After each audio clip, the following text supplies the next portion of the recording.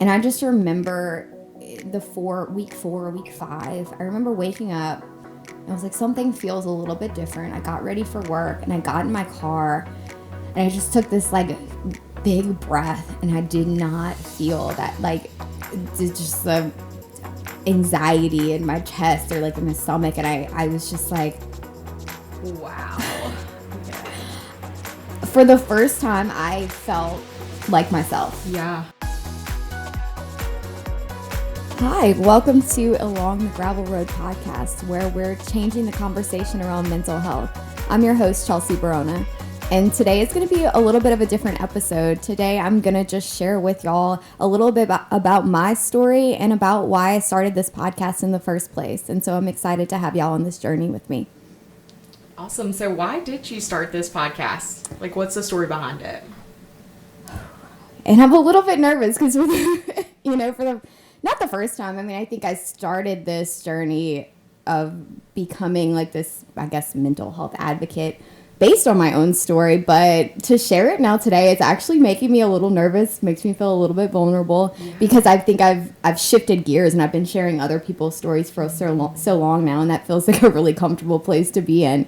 But ideally, the reason that I started this podcast, what I want people to get from it is both a space for them to be able to share what they've been through, because I think there's power in doing that, and also for other people to connect with that and realize that they're not alone in what they're going through.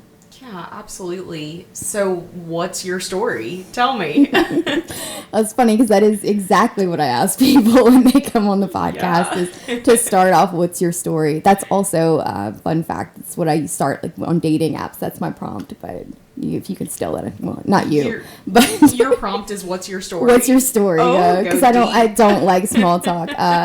And I think you get a lot out of people when you ask them what their story is, because I mean, in this sense, we're talking about our stories with mental health. But for so many people, their stories, to say, I have a story is such a powerful statement. And then to be able to share what that means to them is incredibly powerful. And so for me, obviously, my story has a lot to do with mental health. And it's why I'm here. It's why I do a lot of things I do now.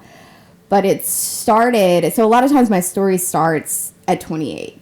28 was the moment in my life where it probably the darkest things were. I could no longer, if you look up, the symptoms of depression, I met every benchmark there was, except I didn't know what that meant. And I had never really heard the term depression or anxiety in a sense where it wasn't just this, mental health awareness month or something like that it wasn't just an awareness campaign, that it was really, this is directly talking to me, like speaking to me. This is things that I've now experienced.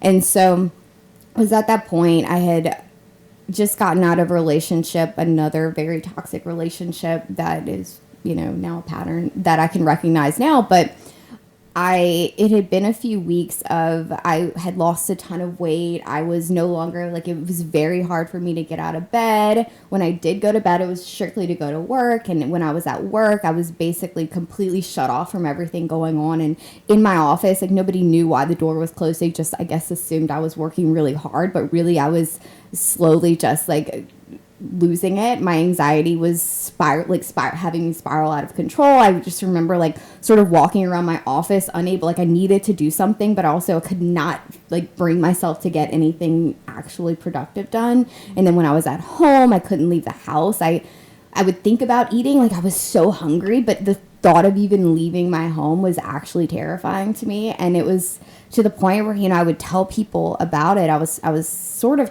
reaching out to my friends about it. But at this point, so many people had heard me talk about how painful some of these relationships have been, and then saw me keep doing it, that I get it. I get it. They had to step back and say, at this point, there's nothing I can do for you. I've tried to tell you that this isn't where you belong, and this isn't who you should be. This isn't what you should be doing. And I can't help you anymore. Wow. And that wasn't what they were saying to me. You know what I mean? That's what I was hearing, though. Yeah. That's what I was hearing, or you're just not worth helping anymore. And so at that point, I mean, obviously it had gotten bad enough, and I was starting to just like act on this anxiety, and I was not who I wanted to be. The decisions I was making were not me. And, you know, when I would get out of the house, all it would be was to, you know, drink. And when I drank, I was also taking the Xanax that somebody gave me to chill out. And that was not a good combination. I would not remember anything when I woke up the next morning. And again, a pattern. This. I've just always used that to cope. This entire. I wouldn't say 28 years. It probably started in middle school, when you know it was all these unhealthy ways to cope with things. And at this point, it was just I hit a wall. Like this, I couldn't do it anymore. So I remember, and thankfully, I mean, I don't know if I had maybe heard the words EAP at some point. And so I don't think the company I was working for had an EAP, but I knew that was a thing. And so I just looked on our company website to try and find anything about mental health. And thankfully they had something. They had a link to somewhere else. And I clicked the link, and it was too many links, to be honest with you. It was way too many, but I was, you know, thankfully I kept going. And I picked up the phone, and again, thankfully somebody picked up. Thankfully they had an opening, because if it would have been, oh, well, you have to wait, or, oh, we're booked up, go somewhere else, which is we're seeing so much of right now. And it's terrifying to me to think, like, what if that happened to me then? And so when I did finally reach somebody, I said it ended up being a psychiatrist. And so I set up an appointment with them, terrified. But I walked in and I just laid it all out. I said what I'd been through. And, you know, from there, things really changed for me. But it wasn't just a, you know, just a snap of the fingers and everything was okay. Initially, she had recommended medication. And I was adamantly opposed, not because I have any problem with medication. I had known a person who was on medication who had been through way worse than I had. And so for me, I was like, oh, you know, like, no, because I should be able to handle this without it. If this person, you know, could get through all of this, and this is the only reason they need it. You know, I was comparing myself to other people. I thought what I'd been through wasn't bad enough to warrant me needing help. I should be able to handle this. And so I said no the first few sessions. And every time she would bring it back up, she said, it's not that we probably can't work through this without it, but the state you're in right now is very difficult to do anything, and this can help you get to a space where you can actually, you know, heal. And so I finally did it, because at that point I was just that desperate. And, you know, it wasn't the right medication at first. We changed it up a bit, which is typical. But when I finally found something that worked, it takes about 4 to 6 weeks. And I just remember week 5, I remember waking up. I was like, something feels a little bit different. I got ready for work, and I got in my car, and I just took this like big breath, and I did not feel that, like, just the anxiety in my chest or like in my stomach. And I was just like, wow. Yeah. For the first time, I felt like myself. Yeah. And I realized that all of this stuff that I had gone through leading up to this point, like, I never really truly knew who I was because of the anxiety and the depression. And it was impacting my every single day of my life up until that point. And that changed everything. That moment changed it all. Wow. Yeah. So where did you go from there? I changed everything too. I did start seeing a therapist, so to kind of like work through some stuff, which honestly it wasn't the best experience. Now going through grad school for mental health counseling, I can see that there's so much more there, which I actually did decide to go back to therapy because I recognize that there's a lot that I still need to work through. But at that point, what it did was exactly what my doctor had said it would. It gave me the space, the room to actually be able to figure out who I was outside of these symptoms that I was struggling with every day. It gave me room to do that. And needless to say, I was living way out in the middle of nowhere, basically. And I wasn't really doing the things that, I'm passionate about. And so I did all sorts of things. I joined a young professional group. I sold my house. I moved to Baton Rouge. I started volunteering. I started traveling. I traveled abroad for the first time. And then I traveled again and again and again. And I truly started finding the spaces and the people and the things that just like made me happy. And all of a sudden it was also that I was starting to recognize that I was worthy of all these things, because there was so much where, so much of my life and so much of the depression and all of that told me that I wasn't. And so, I just kept doing the more things that I recognized made me feel like I belonged. I did more of that, and that's what brought me here. That's the spaces and the people that made me feel comfortable enough to start telling my story, because of course I was super naive when I first started telling my story. It's like, if this will help me, then it'll help so many people, and you just have to go do this and you'll be okay. Yeah.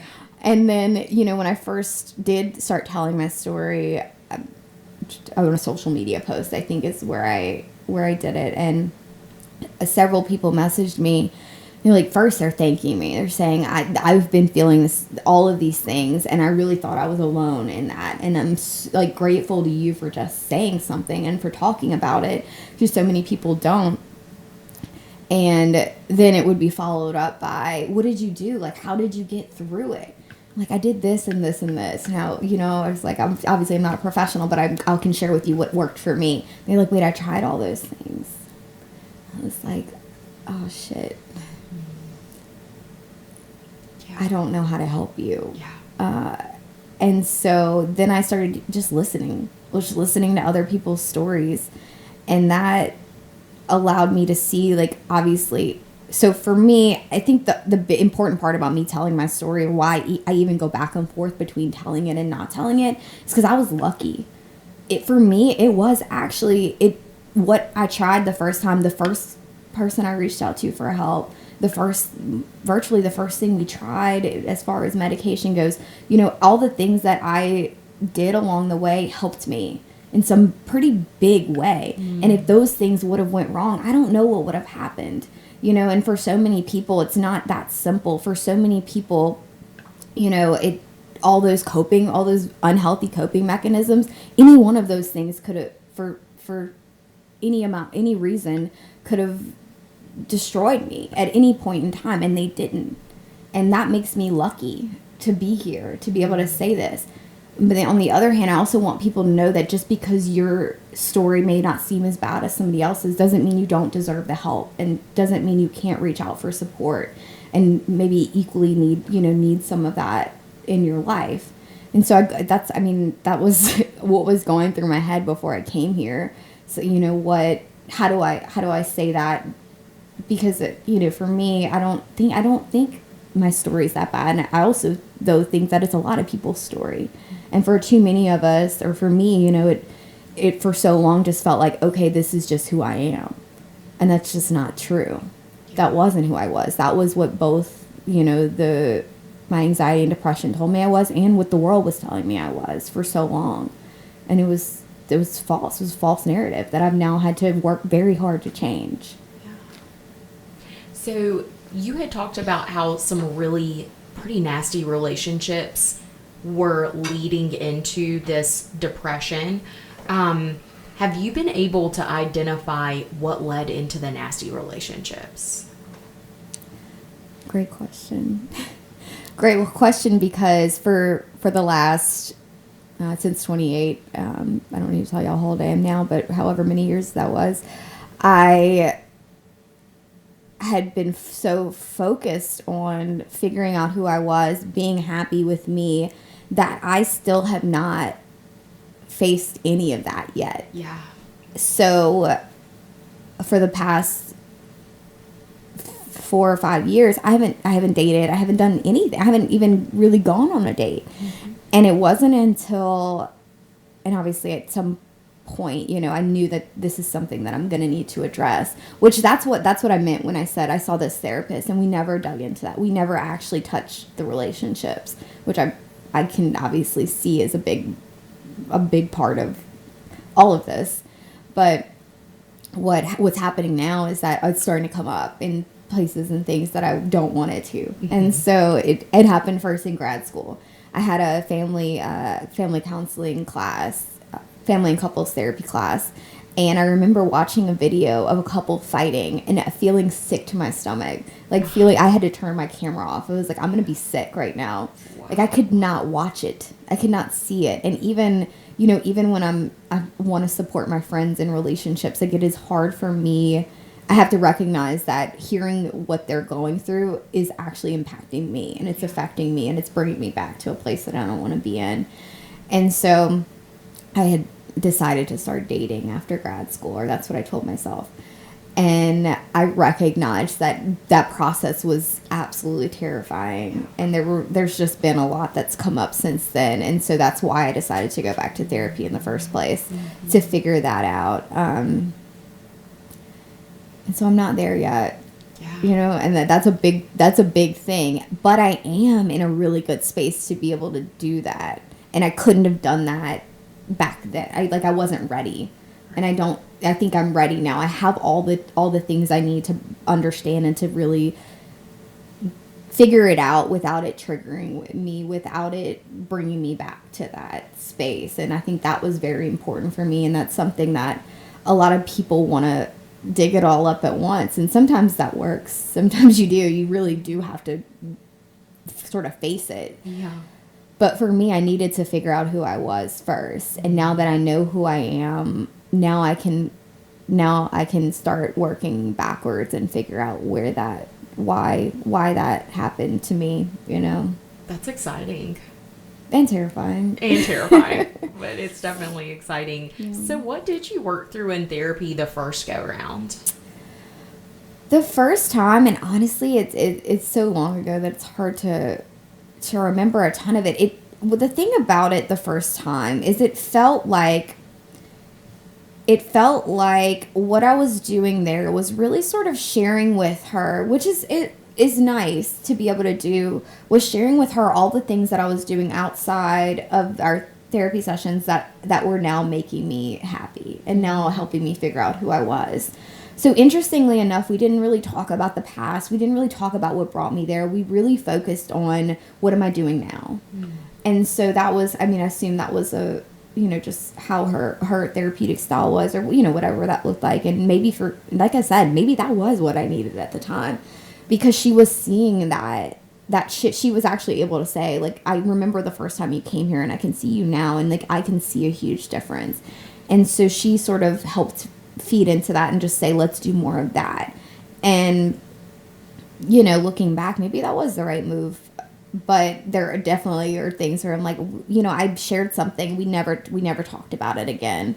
And so there was a point, I think it was about 6 months in, where we had started seeing less and less of like once a month at a certain point. And so I wasn't going that often, where she just said, I think we're starting to talk about the same stuff every time. I don't think we really need to see each other anymore, if you're okay with that. And, I'm always here. I'm here if you want to come back. But I think, it sounds like you have a lot of the things you need to be able to kind of do this. And I said, okay, I didn't know. I didn't know the questions to ask or anything like that. And so that's the other thing, like, I think I really want to be able to do for people is to sort of make it feel more comfortable of like all the things you can ask in therapy, and that you can you do have so much control in that space. This is 100% for you. And so it's not something that you need to do passively, that I could have been more active and say, this is actually something I think, I know I brought it up and you didn't really say anything about it again, but I'd like to revisit it. And I didn't know that at the time. I was just like, okay, sure. And I did kind of feel rejected. I was like, all right. So you didn't know the questions to ask, but you definitely recognized that there were things that you wanted to talk about and just didn't know how to ask for that. Ask for what you need. Yeah, exactly. Okay. And I remember the moment she said that, it sort of brought me back to like, it's not bad enough. I'm fine. I don't actually, it's not bad enough for me to need somebody to talk to. I'll just do this on my own then. Definitely. Yeah. I'm excited because it feels like you've told a part of your story today, and I feel like next year we're going to have to do this again, and you're going to have way more to say. That'll be interesting. Yeah. And that's all of us, right? We're constantly on this journey that brings us back and takes us forward and forces us to recognize things about ourselves, or to sit back and just be okay with where things are right now. And it's definitely been interesting these past few years, and even just, over the course of being in grad school for 2.5 years and starting this podcast and starting a nonprofit and really being fully ingrained in this mental health space. It's every day I learn something new about myself, and that's been really interesting to see, and then to be able to sort of, how do I now use that to help other people, along this path too, and figure things out along the way. Because I think I felt alone, and I feel alone a lot, and even being a therapist can be a lonely journey. Being in the mental health space can feel lonely. Starting a nonprofit can feel really lonely. And I'm having, if I can, I don't know, I think reminding other people of this also helps me I'm talking to myself just as much as I'm talking to everybody else. Absolutely. Every single second of this. Mm-hmm. And so, yeah, I definitely hope that people feel comfortable enough.